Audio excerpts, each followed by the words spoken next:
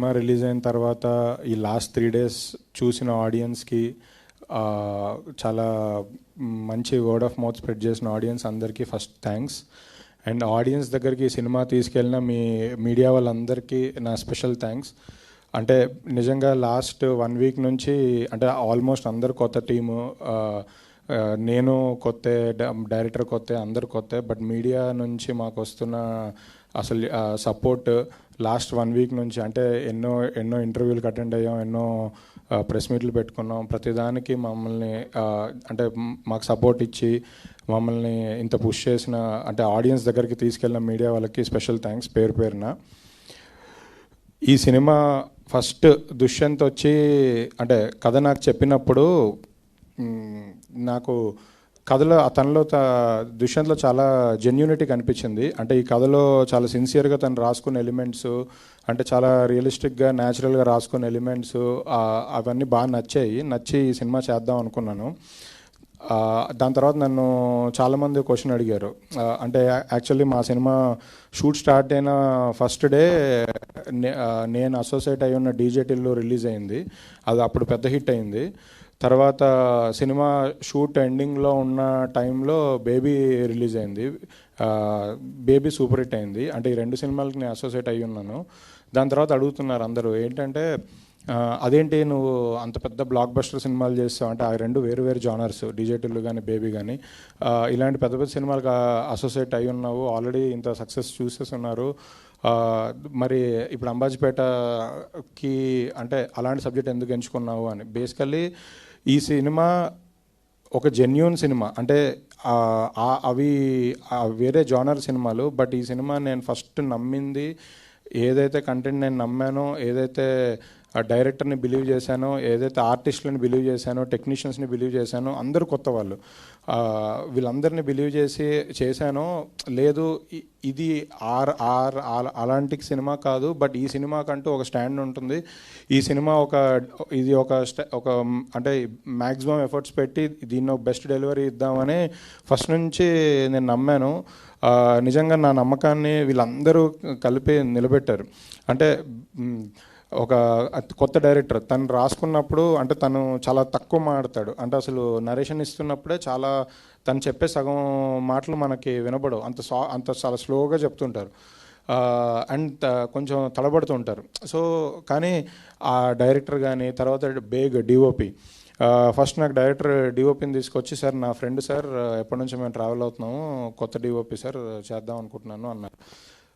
తర్వాత అందరూ టెక్నీషియన్స్, ఈ సినిమాకి పనిచేసిన ఆర్ట్ డైరెక్టర్ కానివ్వండి, ప్రతి ఒక్క టెక్నీషియన్స్ అందరూ ఆల్మోస్ట్ కొత్త వాళ్ళు.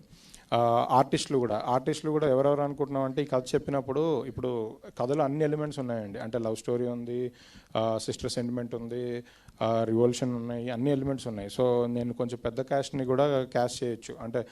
కానీ డైరెక్టర్ ఫస్ట్ నుంచి సెలెక్ట్ చేసుకొని ఆర్టిస్ట్ని వీళ్ళతోనే చేద్దాము అని ఫస్ట్ నుంచి ఫిక్స్ అయి ఉన్నాడు. సో తను చేయించుకోగలుగుతాడు అని నమ్మకం నాకు కలిగింది. అందుకే నేను ఎప్పుడు కమర్షియల్గా ఆలోచించి వీళ్ళని క్యాష్ చేద్దాం వాళ్ళని క్యాష్ చేద్దాం అని ఆర్టిస్ట్ విషయంలో కానీ టెక్నీషియన్ విషయంలో కానీ ఎప్పుడూ చెప్పలేదు. తర్వాత సినిమా షూట్ అంతా అయిపోయిన టైంలో కూడా నేను ఎప్పటికప్పుడు రషెస్ ఎడిట్ చూసుకుంటున్నప్పుడు నేనే సర్ప్రైజ్ ఫీల్ అయ్యేవాడిని. అసలు అదేంటి మనం అనుకున్న దానికని చాలా బాగా చేసామని. అంటే వాళ్ళందరూ అంటే ప్రతి క్యారెక్టరు వాళ్ళకున్న లిమిట్స్లో బెస్ట్ పర్ఫార్మెన్స్ ఇచ్చారు. అంటే ఎడిట్ టేబుల్లో నాకు తెలిసి ఎడిటర్ కూడా కట్ చేస్తుంటే ఇప్పటికీ మా దగ్గర కొంచెం ఫుటేజ్ ఉంటుంది. అసలు ఇది ఎందుకు తీస్తావు అని అడుగుతుంటారు. అంటే ఆ సీన్ ఇండివిజువల్గా చూస్తే ఏది తీయాలనిపించదు, అంత బెస్ట్ పర్ఫార్మెన్స్ ఇచ్చారు. ప్రతి చిన్న క్యారెక్టర్ కూడా వాళ్ళ మార్క్ వేసుకున్నారు. ఎర్రన్న క్యారెక్టరు ఆయన కానీ అంటే చాలా తక్కువ సీన్ లెంగ్త్ ఉన్న, స్క్రీన్ స్పేస్ ఉన్న, బట్ ఎవరిది వాళ్ళు అవుట్ స్టాండింగ్ పర్ఫార్మెన్స్ ఇచ్చారు. ఫ్రెండ్స్ క్యారెక్టర్స్ కానివ్వండి, ఎవరిదైనా వాళ్ళు అందరిది బెస్ట్ పర్ఫార్మెన్స్ ఇచ్చారు. అంటే ఇవన్నీ చేయించుకోవడం డైరెక్టర్ గొప్పతనం. తర్వాత నిజంగా ఈ సినిమాకి డైరెక్షన్ డిపార్ట్మెంట్ గురించి చెప్పాలి. యాక్చువల్లీ మేము సినిమా 1.5 year జర్నీ చేసాం కాబట్టి డైరెక్షన్ డిపార్ట్మెంట్ అంటే చాలామంది మారుతున్నారు. కో డైరెక్టర్లే 3 మారారు ఈ సినిమాకి. సో బట్ ఎవరైనా మా సినిమాని ఎప్పుడూ ఓన్ చేసుకొని ప్రతి వాళ్ళు మాతోనే ట్రావెల్ అయ్యి ఆ సినిమా ఎండ్ వరకు వాళ్ళు బిజీగా ఉండి వేరే ప్రాజెక్ట్స్కి వెళ్ళినా మాతోనే ఉండి ఎవ్రీ డే మా గురించి కనుక్కుంటూ సినిమా గురించి వర్క్స్ గురించి కనుక్కుంటూ ఉన్నారు. ఆయన ఇందాక నితిన్ గారు అన్నట్టు ఒక అందరు కొత్త వాళ్ళు, మళ్ళీ డైరెక్షన్ డిపార్ట్మెంట్ కూడా 10 మంది ఉండేవాళ్ళు. ఏంటి నేను ఒకసారి మొన్న అడిగా, ఏంటి ఇంతమంది ఉన్నారు అంటే, సార్ వీళ్ళందరూ కొత్త వాళ్ళు సార్, పెద్ద జీతాలు ఇవ్వకపోయినా పర్లేదు, బట్ వాళ్ళందరూ వర్క్ చేద్దాం అనుకుంటున్నారు అన్నారు. నిజంగా నాకు ఆ రోజు అనిపించింది, అంటే సినిమా తీస్తున్నాం అంటే మన జేబులు నిండడం కోసం కాదు, వీళ్ళందరికీ ఏదో ఒక ఆపర్చునిటీ ఇవ్వాలి అనిపించింది. అంటే చాలామంది ప్రొడ్యూసర్స్ డైరెక్షన్ డిపార్ట్మెంట్ ఒక 5 ఉంటే చాలు, నాకు అక్కర్లేదు, ఇంతకన్నా ఎందుకు వేస్ట్ అని అంటారు. బట్ నాకు అనిపించింది వాళ్ళందరూ ఏదో ఒకటి నేర్చుకుంటారు కదా ఈ సినిమా నుంచి అని. క్యాస్ట్ అండ్ క్రూ చాలామంది, అంటే నేను ఎక్కడ ఎవరికి అంటే జెన్యున్గా సినిమాని నమ్మి ఇది ఒక ప్లాట్ఫామ్ అవుతుంది వీళ్ళందరికీ అని బిలీవ్ చేసే ముందుకు వచ్చాను. తర్వాత ఈ సినిమా మొన్న రిలీజ్ అయింది. రిలీజ్ అయిన తర్వాత ఈ 3 days కలెక్షన్ బాగా వచ్చింది. నేను నైట్ నేను మా ఎస్కేఎన్ గారు మేము మాట్లాడుకుంటున్నప్పుడు, అంటే మేము అనుకున్నాం ఈ సినిమా హిట్ అవుద్ది, ఇంత బాగా కలెక్ట్ చేస్తాను అనుకున్నాం, బట్ మేము అనుకున్న దానికన్నా ఎక్కువ వచ్చింది, జెన్యున్గా ఎక్కువ వచ్చింది. అప్పుడు నాకు నైటే ఒకటి అనిపించింది, ఏంటంటే ఈ సినిమాని ఇంకా కమర్షియల్గా చూడకూడదు, ఇంకా ఎక్కువ ఆడియన్స్ దగ్గర తీసుకెళ్ళాలి, మ్యాక్సిమం నెంబర్ ఆఫ్ ఆడియన్స్కి సినిమా చూపించాలి అనిపించింది.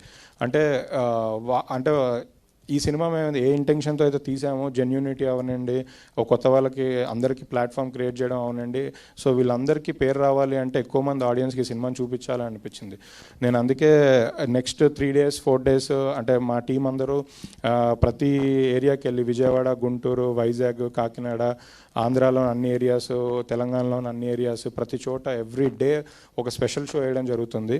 ఆ స్పెషల్ షోకి సోషల్ మీడియా ద్వారా మేము ఆడియన్స్ని మేమే ఇన్వైట్ చేసి వాళ్ళందరికీ సినిమాని చూపించి టీంతో ఇంటరాక్షన్ పెడుతున్నాము.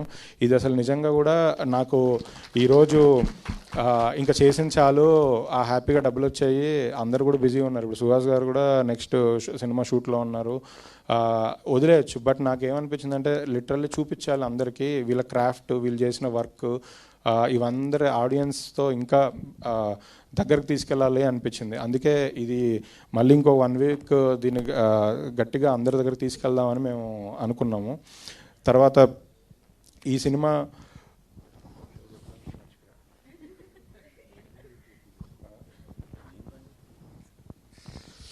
సరే అండి, ఎలానో క్యూఎండే ఉంది కదా, అప్పుడు మాడదాం, మర్చిపోయా.